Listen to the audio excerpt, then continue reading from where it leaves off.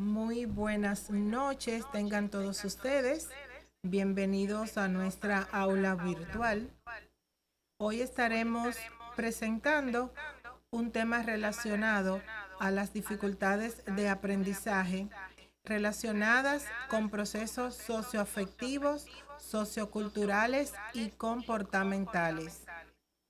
Dentro del mismo, desarrollaremos los temas relacionados a la ansiedad, la fobia escolar, los síntomas sobre la depresión, dificultades de aprendizaje, las mismas relacionadas a factores socioculturales, dificultades de aprendizaje relacionadas a factores comportamentales, problemas de conducta disruptivas en el aula y el acoso escolar.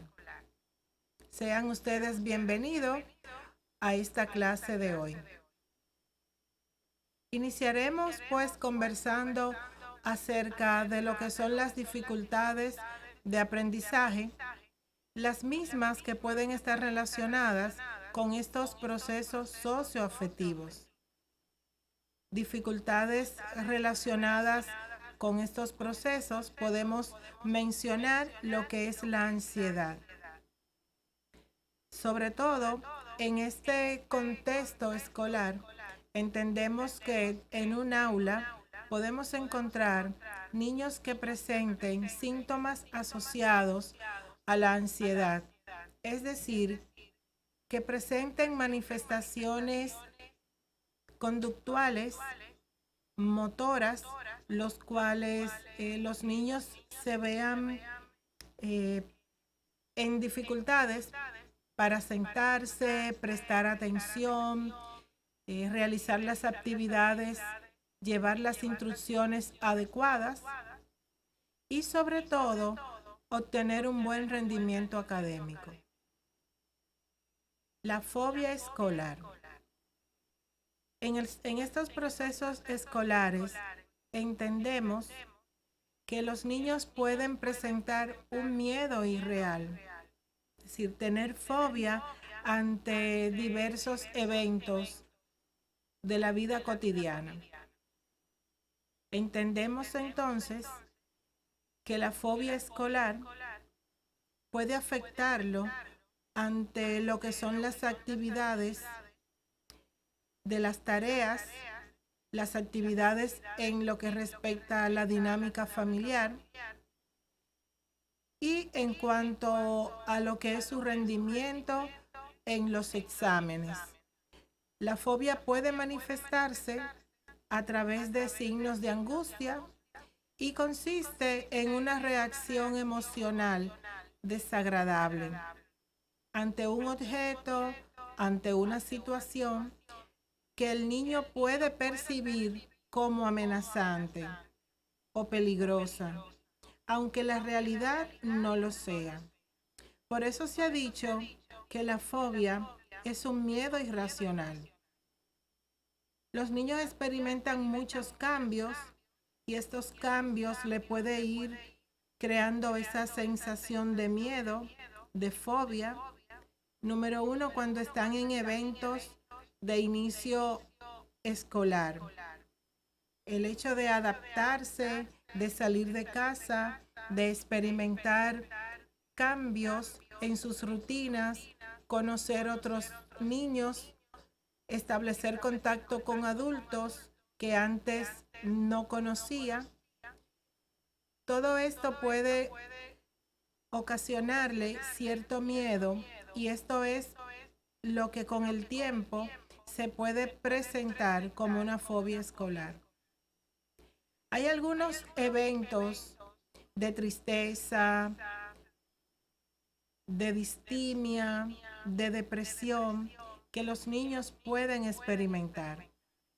Esos momentos en los cuales pueden sentirse en una soledad, en una incapacidad para divertirse, para concentrarse, expresar sus reacciones, esas reacciones que son normales, que es emocionales, donde pueden expresarse o mostrarse quizás muy activos o muy inactivos. Pueden hablar o pueden mantenerse por mucho tiempo en silencio, gritan mucho, tienen problemas de concentración, duermen de una manera irregular y pierden el apetito. Hay otras sintomatología dentro de lo que es la depresión que estos niños o adolescentes pueden presentar. Un tema importante dentro de las dificultades de aprendizaje relacionada a factores socioculturales es el tema de la evaluación, de la detección, del proceso de tratamiento, de la intervención, luego de obtener un diagnóstico. Entre las pruebas a emplear en una evaluación de depresión infantil, tenemos el inventario de depresión infantil de COBAS. Esta aplicación se realiza de manera individual y al mismo tiempo pueden evaluarse dificultades de aprendizaje, deficiencias que los niños pueden presentar en lo que respecta a su atención, su concentración. Hay algunas escalas que están destinadas a evaluar esta sintomatología de tristeza, de miedo, de distimia, donde los niños pueden experimentar algunos cambios en su estado de ánimo. Seguimos. En el proceso de la intervención, en el paso de lo que es la evaluación, la atención más adecuada tanto para niños y adolescentes con trastornos depresivos es multimodal e incluye el empleo de medicamentos, de terapias psicológicas e intervenciones psicosociales. Es decir, se deberán tener en cuenta tres aspectos: lo farmacológico, lo psicológico y el relacional ambiental. Estos tres puntos son importantes dentro del proceso de la intervención. Puede ser que algún diagnóstico no amerite fármacos, pero sí amerite algunas actividades que estén relacionadas escuela, hogar y al mismo tiempo lo que es la psicoterapia. El objetivo principal de la intervención educativa es acortar el tiempo que dura el trastorno del estado de ánimo y reducir las consecuencias negativas de los episodios de depresión.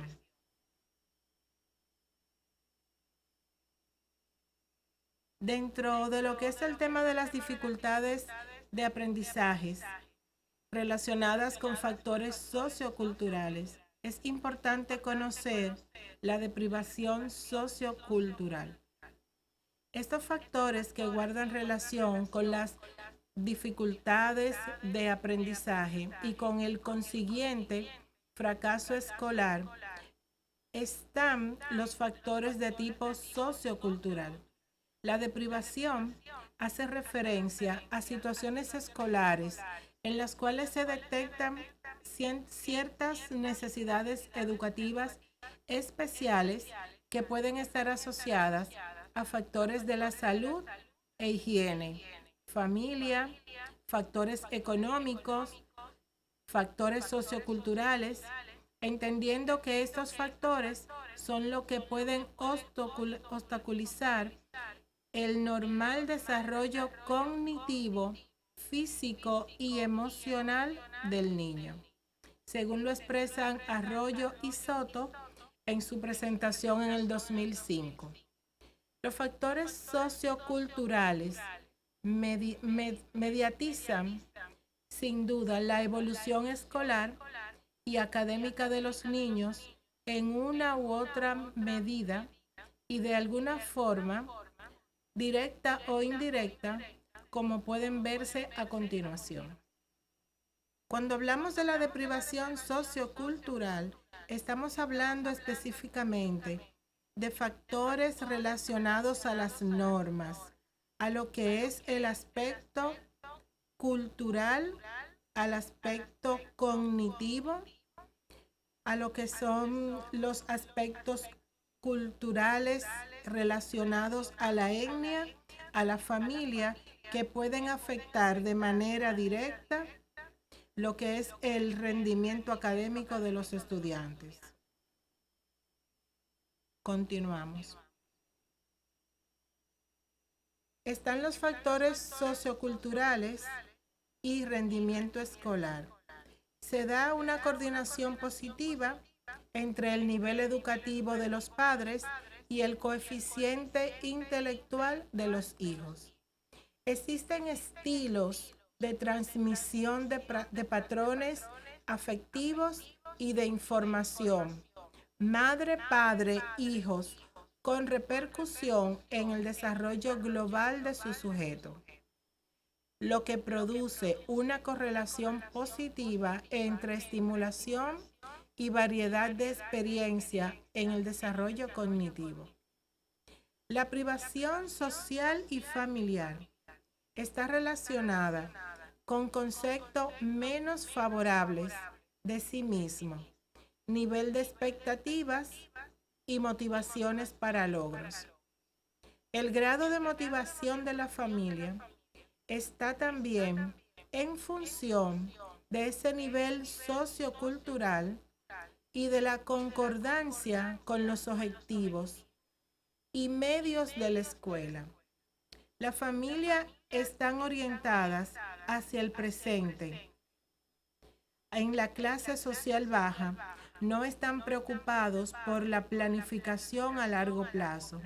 Existe una mayor referencia hacia el futuro en las clases medias y altas, que son capaces de posponer la situación y el premio. Además, el castigo es más habitual como medio de disciplina en la clase obrera, mientras que en la clase media alta la disciplina está basada en premios y castigos simbólicos o más que directos. Los niños que proceden de otras culturas. Nosotros entendemos que en un aula podemos encontrar lo que es una diversidad. Cuando hablamos de diversidad nos referimos a la etnia cultural que ya existía en la mayoría de los países europeos y se ha visto incrementada en las últimas décadas por un número creciente de inmigrantes que han llegado desde todas partes del mundo. La presencia de inmigrantes ha transformado a un gran número de países, incluyendo aquellos que hasta los años 70 nunca habían sido destinos de inmigración, como en el caso de los países del sur de Europa y más concretamente en España. Así existen en otros países igual, no solamente en Europa, sino en países destinados a lo que es la diversidad étnica en el contexto escolar. ¿Qué estrategias podemos utilizar para la inclusión? Bueno, tener altas expectativas para los alumnos, como por ejemplo materiales, actividades desafiantes, empleo de materiales culturalmente relevantes, evitar los estereotipos sexistas o racistas, es decir, utilizar textos y materiales que incluyan hombres y mujeres diversos entre los grupos étnicos y raciales. Desarrollar el aprendizaje cooperativo, fomentando el conocimiento, fomentando el respeto, la amistad entre los compañeros. Utilizar la tutoría entre iguales. Fomentar la participación de la familia en el ambiente escolar. Eso es muy importante, una buena comunicación familia-escuela y tener en cuenta la experiencia, el conocimiento y las habilidades previas que los alumnos aportan en la escuela. Dentro de estas dificultades que están relacionadas con otros factores comportamentales, están también aquellos niños que presentan comportamientos inadecuados, niños que presentan agresividad, cierta violencia, poco control en sus impulsos y de manera general otros aspectos que están relacionados a los trastornos conductuales. La agresividad, por ejemplo, es consustancial con la filogenia del ser humano. Esto ha sido a lo largo de la historia primitiva de nuestra especie. Una conducta básica para poder sobrevivir en un entorno que le era especialmente hostil. Sin embargo, la conducta agresiva y la desobediencia en la infancia son dos de las principales quejas de los padres y de los maestros. ¿Cómo identificar conductas disruptivas en el aula? Mencionaremos algunas de estas. Muchos niños no realizan las actividades en el aula por la poca atención que demuestran. Interrumpen de manera constante el ritmo de la clase con preguntas. Piden permiso para ir al cuarto de baño constantemente. Molestan constantemente en el aula levantándose de un sitio a otro. Deslumbran lo que es por el aula. Hacen ruidos corporales, risas, toses, eruptos, silbidos, gritos, etc. Y con objetos golpean la mesa, tiran cosas, tamborilean con el lápiz y otras conductas para llamar la atención, posiblemente. No suelen traer realizadas sus tareas de casa. Se olvidan en casa de los útiles necesarios para trabajar en el aula. No obedecen ni respetan a los demás. El rechazo que sienten hacia sus compañeros y docentes hace que se muestren más rebeldes en muchas ocasiones y sienten discriminados por el resto de los compañeros, lo que conduce a que sean etiquetados.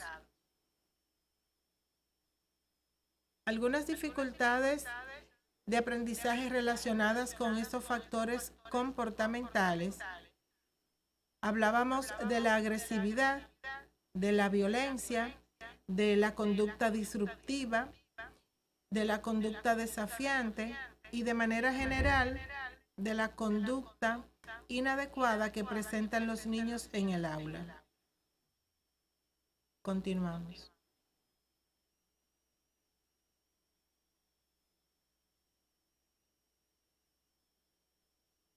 Continuamos.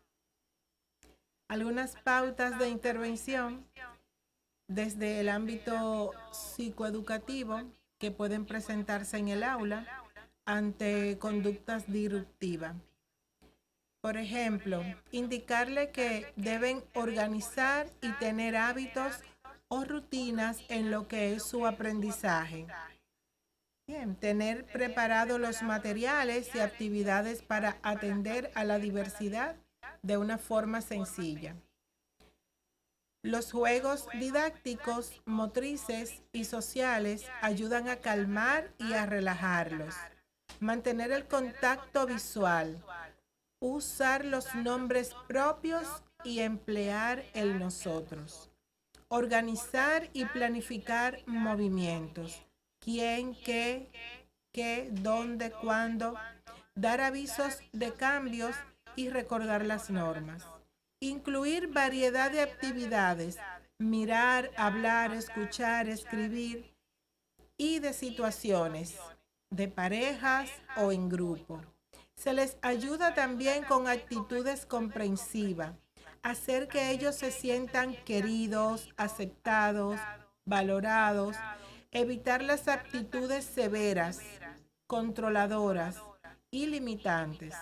aprender a manejar con tolerancia las situaciones de disrupción, reprenderles con firmeza, pero con tranquilidad. Dentro de lo que son los factores comportamentales, el bullying o el acoso escolar forma parte de estas dificultades en las cuales los niños presentan en todo lo que es su contexto del año escolar. Y muchas veces pasan de un grado a otro y persiste el acoso escolar. El bullying o victimización entre iguales es un fenómeno típicamente escolar en el que reiterada y persistentemente un sujeto o grupo agrede de manera física, verbal o indirecta a otro que no tiene la habilidad o fuerza necesaria para escapar por sus propios medios de esta situación, que es tan desagradable y perjudicial para él. Algunas pautas que puede tomarse en cuenta en una intervención psicoeducativa para trabajar lo que es el acoso escolar.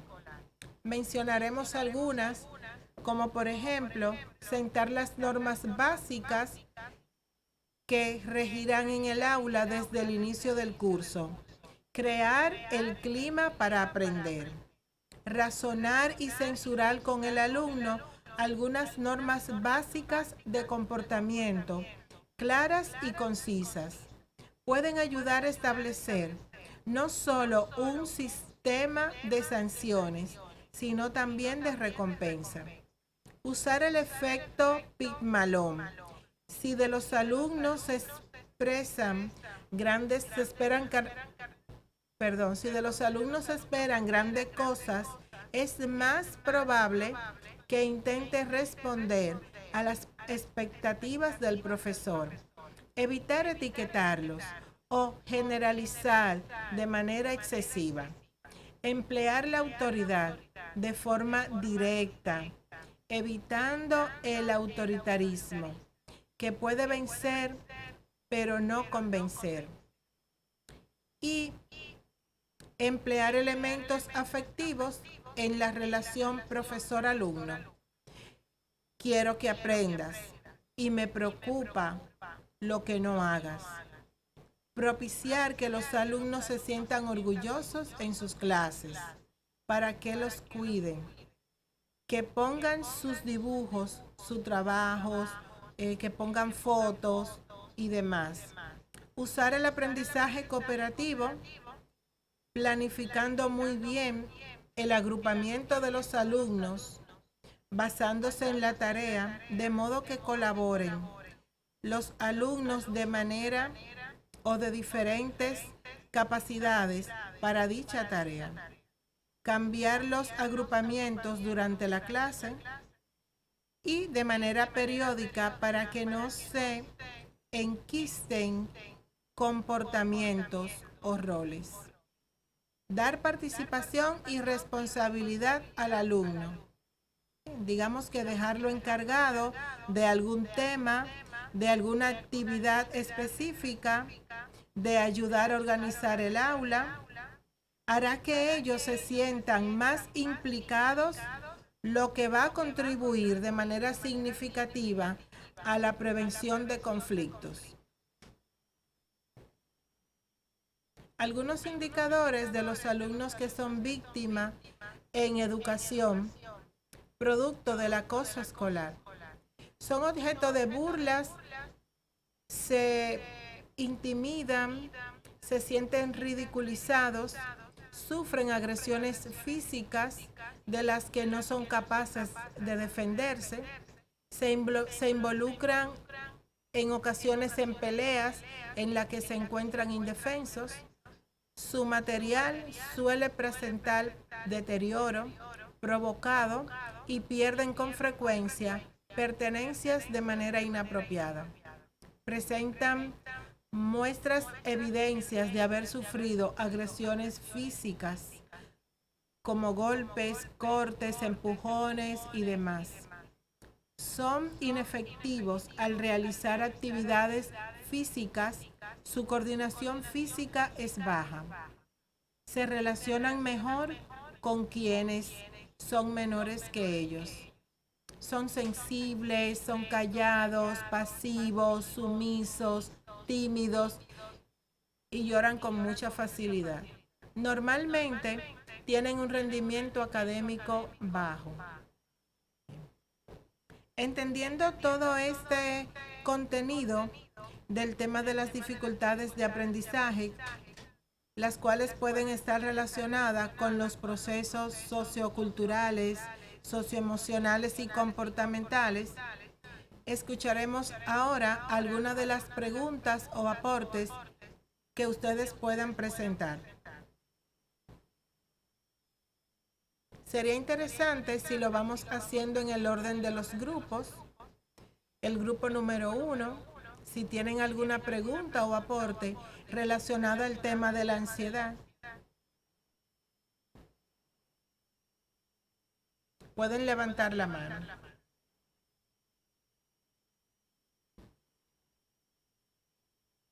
¿No están los integrantes del grupo 1? Sí, maestra, yo levanté la mano. Ok, adelante. Dentro de mi tema, que es el tema sobre la evaluación en lo que es la ansiedad y la intervención de la misma, dentro de lo que es el tema en general, me llamó mucho la atención toda la evaluación y el proceso que debemos llevar a cabo. Cuando un niño puede iniciar mostrándonos ansiedad desde lo que son los 6 años hasta ya, inclusive los 14 años de edad, ¿cómo podemos desarrollarlo? Algunas de las medidas que podemos tomar, dentro de ellas, en la evaluación de algunas de esas medidas que podemos tomar, está lo que es la medición del STAI, que es un instrumento psicológico que está diseñado precisamente para esto, para evaluar lo que es la ansiedad en niños desde 8 hasta 15 años. También nosotros podemos encontrar, muy importante, cuál está dentro de los que había investigado, que había leído del tema, está el de Einstein, que es la prueba del EPQJ.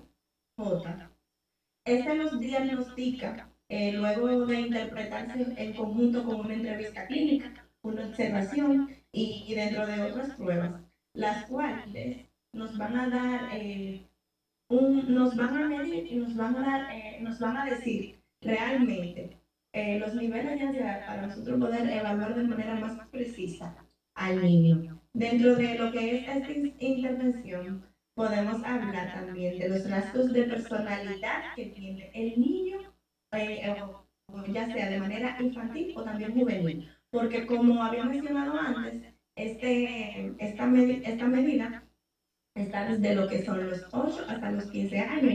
Ya después que pasa de los 12, pues entramos ahí en lo que es la adolescencia. También podemos hablar desde el punto de vista de lo juvenil. Este mide 4 dimensiones, que son la extraversión, que dentro de ella está la sociabilidad, la impulsividad, la actividad, cuando los niños son más abiertos, cuando son un poco más activos, también el neuroticismo, la inestabilidad, que es lo que nos habla de la inestabilidad emocional, la ansiedad, los cambios de ánimo, la sensibilidad hacia el estrés. Otro es el psicocitismo, nos habla de conductas graves agresivas, la frialdad, la impulsividad, dentro de otro escala que nos mide también, está la escala de sinceridad. En esta vamos a detectar si el niño nos responde intentando quedar bien o siendo realmente sincero, además de evaluar lo que es la validez de sus respuestas. Algo muy importante también dentro de lo que es la evaluación en este tema de la ansiedad es establecer una entrevista clínica, que en este caso se llama ADIS 4. En esta medimos lo que son los trastornos de ansiedad y del adolescente. Estos criterios están basados en lo que es el DSM-4 y sus siglas del ADIS, ADIS 4CP. La CP significa, la C significa child, que es niño o adolescente, hace referencia a esto. Y la P al padre o al cuidador, que es quien está a cargo. Entonces, ya definiendo estas dos letras, estas siglas, podemos decir, profe, y abundar, que esta evaluación recoge lo que es la perspectiva de ambas partes, de lo que es el niño o adolescente y también de lo que es el padre, porque vamos a ver ambas perspectivas y podemos evaluar desde ambos puntos de vista, porque así como podemos evaluar y ver desde el punto de vista del padre, tal vez no es el mismo punto de vista que tiene el niño. Entonces ahí en esa evaluación, en esa entrevista, es como podemos evaluar mucho más profundo y no parcializarnos dentro de la evaluación, sino ver los diferentes ámbitos y cómo se relacionan entre sí. Bien, es cuanto. Muy bien. Vamos a pasar con el grupo número 2 y conocer qué pregunta o aportes tiene el grupo acerca de la fobia escolar.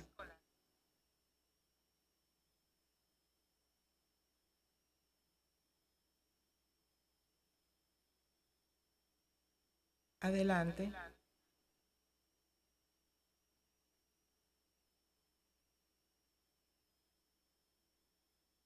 Nicole Gómez pertenece al grupo 2.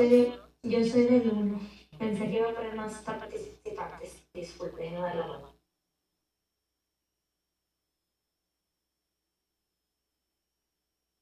De los que tienen la mano levantada, ¿tienen alguna opinión o pregunta acerca de lo que es la fobia escolar?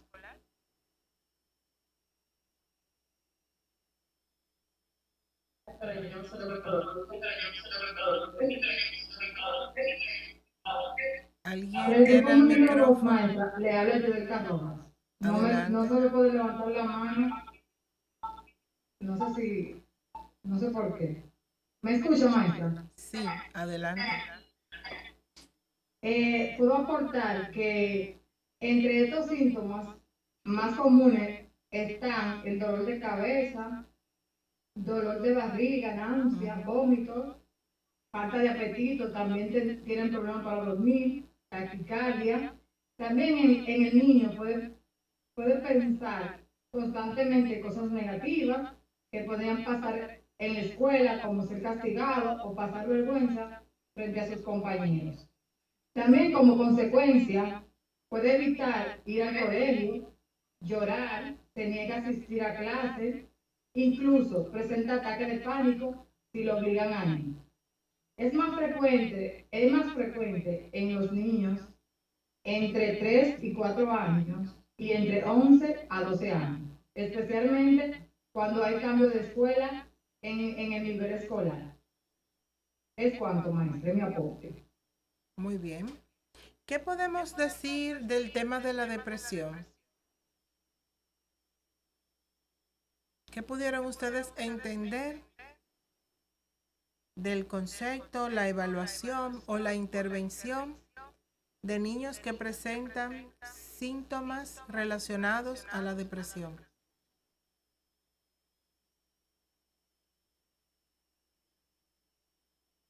Maestra, ¿usted va a elegir las personas o se puede hablar así? Porque yo tengo la mano.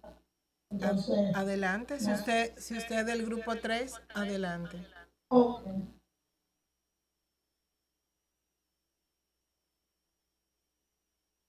Maestra, ella no del grupo.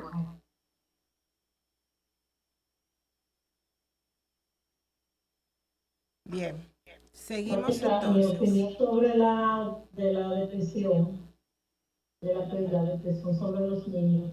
Mi opinión es cómo podemos intervenir o cómo ayudar a los niños a que la depresión sea efectiva y no efectiva. O sea, cuando un niño tiene una depresión debemos de intervenir. O sea, intervenir familiarmente, intervenir también acerca de los acontecimientos o episodios que ya han tenido los niños, ya que en estos se reflejan la falta de comprensión, la falta de atención sobre los niños y cómo debemos ayudar a los niños cuando sienten que tienen esa depresión.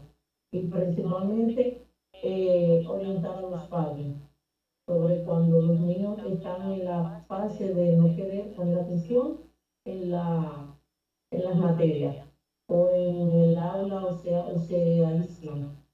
Hay muchos niños, en muchos casos, que los niños tienen eh, fobia al estudio, fobia a querer estar juntos con otros grupos y se sienten aislados, o sea, se aíslan en el entorno escolar. Y en lo familiar, muchas veces no tienen lo que es la integración familiar por parte de los familiares. Es mi opinión. Muy bien. Siguiendo en el orden de los grupos, el grupo 4 tiene alguna pregunta o aporte relacionada a los factores socioculturales.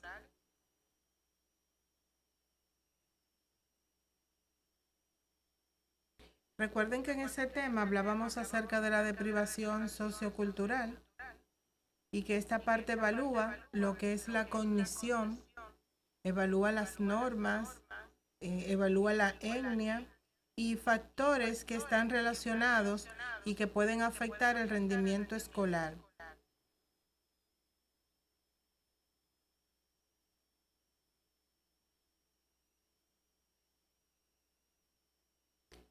¿Alguien de ese grupo?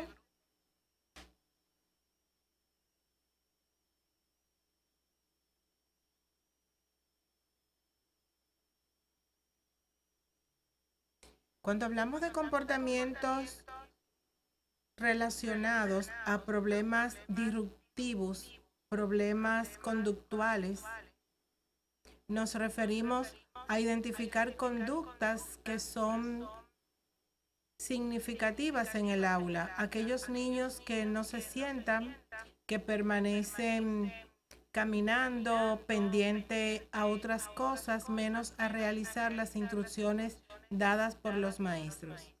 ¿El grupo 5 tiene algún aporte o pregunta de esta unidad? Sí, maestra. Adelante. Yo soy del grupo 5 y nosotros vamos a estar hablando sobre las dificultades de aprendizaje relacionadas con los factores comportamentales. Así como se decía, las conductas disruptivas pueden afectar el aprendizaje y también nosotros tenemos que tener en cuenta a la hora de evaluar o observar estas conductas, ya que el factor principal, se puede decir, que afecta es el factor familiar. Nosotros podemos ver en ocasiones, o casi siempre, los niños que son agresivos es porque sufren violencia dentro de la casa o porque eso es lo que se les enseña en las casas. Podemos ver que, por ejemplo, en un núcleo familiar, que el padre golpea a la madre, el niño lo refleja en la escuela y golpea a las niñas o golpea a chicos que son más pequeños, porque esto es como una forma de desahogarse. Entonces, cuando nosotros estamos haciendo esta observación, tenemos que tenerlo en cuenta. También es muy importante tener límites claros a la hora de nosotros intervenir y darles las herramientas a los maestros para que ellos puedan trabajar. Bueno, ya los maestros tienen sus herramientas, pero nosotros le vamos a dar soporte para que ellos puedan continuar lo que son las normas claras dentro del aula. Porque a veces los niños lo que necesitan es como alguien que lo comprenda. Pero, obviamente, nosotros debemos de comprender al niño, pero dándole herramientas para que pueda cambiar. Y mayormente cuando son agresivos o cuando tienen una conducta disruptiva que hablan mucho dentro del aula, se puede dar la ocasión de que hablan mucho dentro del aula porque en la casa no tienen nadie que lo escuche. Entonces, la única forma de desahogo o de expresarse que tienen es dentro del aula. Es cuando. Muy bien. Los conflictos, las agresiones dentro del aula muchas veces persisten cuando no hay un orden, no hay disciplina o cuando estos niños no son atendidos en un departamento de orientación y psicología o en caso de que no se realice una evaluación o se realice un seguimiento de manera directa con la familia. ¿Alguna pregunta o aporte que tenga el grupo 6 con relación a lo que es el conflicto y la agresión en el aula? Sí, le habla Rosemary. Adelante. Con respecto a eso, según lo leído, puedo decir que las conductas de desobediencia y agresivas forman la mayor parte de lo que son las quejas por parte de los profesores y también de los padres. En este punto nos decía que la desobediencia no es más que negarse a aquello que se pide que se haga o por el contrario, hacer aquello que se pide que no se haga. Cuando dichas conductas de desobediencia llegan ya a un nivel más extremo, se les conoce como trastorno negativista desafiante. Nos decía también que esas conductas suelen desaparecer por sí mismas con la edad, a excepción de cuando ya se convierte en el trastorno mencionado anteriormente. Pero nos decía que es importante no confundir los comportamientos negativistas propios de ciertas etapas del desarrollo con el trastorno. También puedo decir que las conductas agresivas caracterizadas por acciones específicas, tales como desafío de la autoridad, crueldad, necesidad de llamar la atención, entre otras, son también frecuentes en lo que es la infancia y suelen ir desapareciendo por sí mismas o disminuyendo alrededor de los 4 o 5 años, aunque en algunos casos suele persistir durante el ciclo de la educación primaria. Y por otro lado también está lo que son las evaluaciones de las conductas agresivas. Se utilizan varias estrategias de evaluación, entre las que están las entrevistas, la observación en situaciones reales o artificiales, dígase crear un escenario específico para observar la respuesta del evaluado, y también están los cuestionarios tanto para los padres como para los profesores. Hasta aquí me acuerdo. Muy bien. Bueno, pues hemos llegado a la parte final de este tema. Esperamos que haya sido de interés y de aprendizaje para ustedes, que podamos pues continuar en este proceso de enseñanza-aprendizaje y sobre todo que podamos emplear estrategias y técnicas que vayan acorde con las necesidades que requieren los niños y adolescentes cuando presentan dificultades de aprendizaje que pueden estar relacionadas en lo emocional o en lo conductual. Si no hay algo más que quieran agregar, lo dejamos hasta aquí y nos encontramos en la próxima semana si Dios lo permite. Buenas noches.